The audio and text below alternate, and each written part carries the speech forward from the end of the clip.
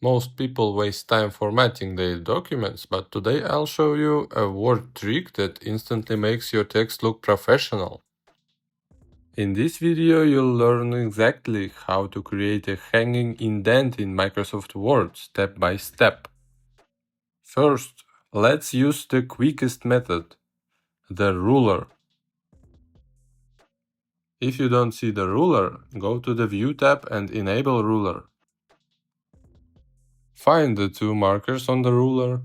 The top one controls the first line, and the bottom one controls the rest of the paragraph. To create a hanging indent, simply drag the bottom marker to the right, while leaving the top marker in place. Now let's use the more precise method through the paragraph settings.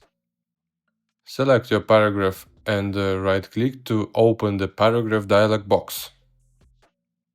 Under Indentation, find the special drop-down menu. Choose Hanging, then set the exact indent size you want. Click OK and your hanging indent is ready. Here's a quick tip.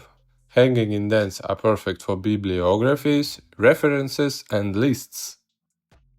You can apply the same settings to multiple paragraphs at once. You can also add a hanging indent to a word style if you want all future text to follow the same formatting.